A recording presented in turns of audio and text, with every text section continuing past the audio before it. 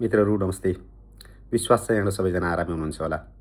आजको यहाँहरूसँगको कुराकानी भने चाहिँ अलिक फरक प्रसङ्गमा।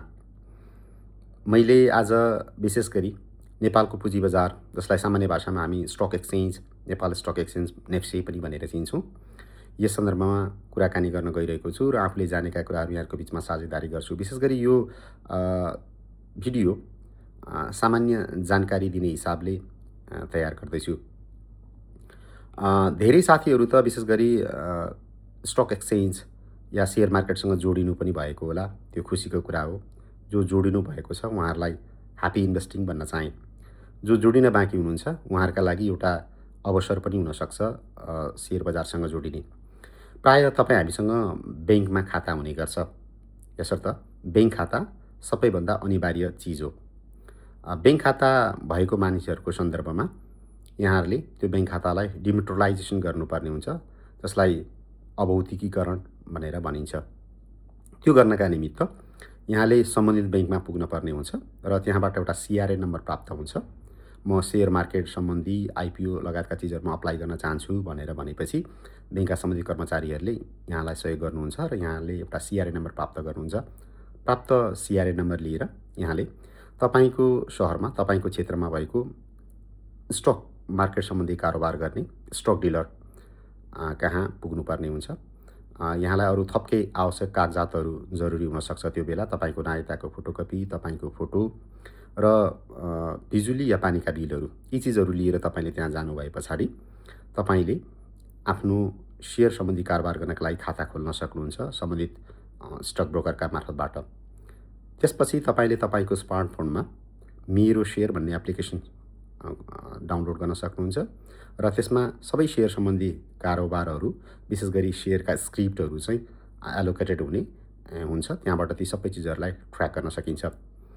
यसपछि यहाँले अहिले हाल करिबन 400+ कम्पनीहरू नेपाल स्टक एक्सचेन्जमा सूचीकृत छन्। ती कम्पनीहरूको सेयर अप्लाई गर्नु अथवा यसो भनौँ अझै कि त्यति कम्पनीहरू त त्यहाँ छँदैछन्।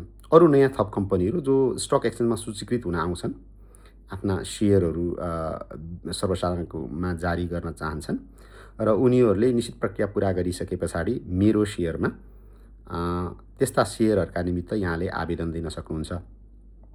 करिबन 50 लाख+ मानिसहरूले सँग डिम्याट खाताहरू रहेको सन्दर्भमा थोरै कम्पनीहरूका थोरै सेयरहरू आउँछन् र यसर्थ यहाँले सेयरमा अप्लाई गर्दाखेरि 10 किताभन्दा बढी अप्लाई गर्नु पर्दैन।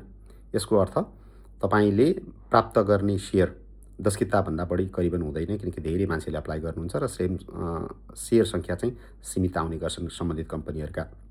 र कति पैसा चाहिन्छ त भन्ने कुरा सन्दर्भ रहन सक्छ। नेपालमा प्राय कम्पनीहरूको फेस भ्यालु भनेर भनिन्छ, जसलाई त्यो चाहिँ 100 रुपियाँ हो। यसर्थ 10 किता सेयर अप्लाई गर्नका लागि यहाँसँग 1000 रुपियाँ हुनुपर्छ भने त्यो सन्दर्भमा कम्तीमा 5 रुपियाँ सर्भिस शुल्क लाग्छ। त्यो पनि यहाँले तिर्नुपर्ने हुन्छ। भनेको कम्तीमा पनि 1005 रुपियाँ तपाईँको खातामा हुनु पर्यो 10 किता सेयरमा आवेदन दिनका लागि। यसरी आएका कम्पनीहरूका सेयरमा तपाईँ आवेदक भइसके पछाडि केही दिनको प्रक्रिया पुरा गरिसके पछाडि तपाईँलाई सेयर परेको या नपरेको कुरा पनि त्यही मेरो सेयरको एप्लिकेसनबाट नै थाहा हुन्छ।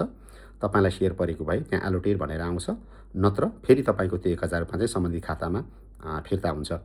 यदि तपाईँलाई त्यो कम्पनीको सम्बन्धित कम्पनीको सेयर पर्यो, कम्तीमा पनि 10 किता या त्योभन्दा बढी पर्यो भने त्यो झन् राम्रो कुरा भयो।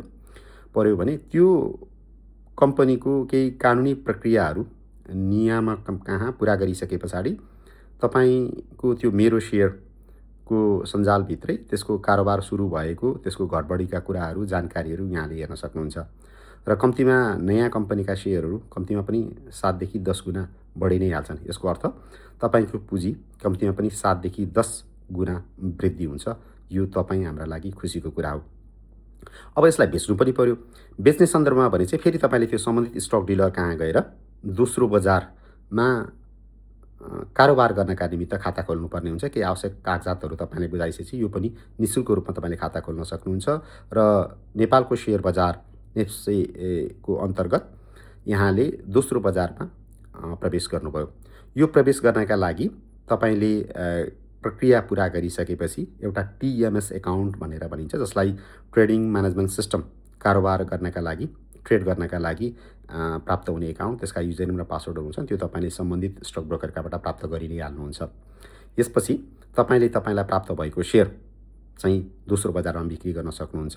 यसका साथै तपाईँले 400+ कम्पनीहरू जो नेपाल स्टक एक्सचेन्जमा सूचीकृत भएका छन्, ती कम्पनीहरूका सेयरहरू खरिद गर्ने र त्यसलाई तपाईँले उपयुक्त सम्झेको समयमा बिक्री गर्न सक्नुहुन्छ।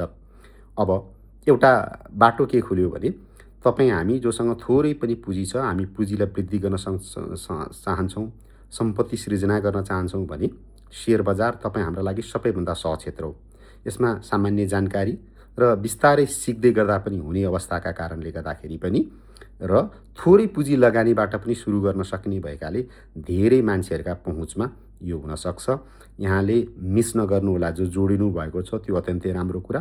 जोडिनु भएको छैन भने आजैबाट सेयर बजारमा जोडिएर, विशेष गरी नेपाल स्टक एक्सचेन्ज, नेपालको पुँजी बजारसँग जोडिएर आफ्नो यात्रालाई शुभारम्भ गर्नुहोला।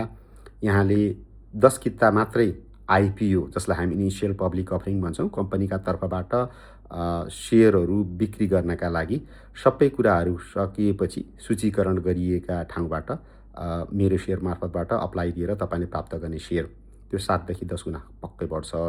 अनि त्यस पछाडि तपाईँसँग पैसा भएको सन्दर्भमा थोरै पैसाबाट तपाईँले नेपालको स्टक एक्सचेन्ज भित्र कारोबार हुने कम्पनीहरूमध्ये राम्रा कम्पनीहरू, जसलाई ब्लू चिप कम्पनीहरू भनिन्छन्, ब्लू चिप कम्पनीहरू विशेष गरी यस्ता कम्पनीहरू हुन् जो हिजोका दिनमा गएका 5-7-10 वर्षमा अथवा स्थापना पछाडि राम्रो प्रतिफल दिएका र आउने दिनमा पनि राम्रो प्रतिफल दिन सक्ने कम्पनीहरूलाई ब्लू चिप कम्पनी भन्छन्। त्यस्ता ब्लू चिप कम्पनीका सेयरहरू यहाँले थोरै आफ्नो पुँजी, आफूसँग भएको साधन र स्रोत के कति छ त्यो हिसाबले बिस्तारै पनि खरिद गर्न सक्नुहुन्छ।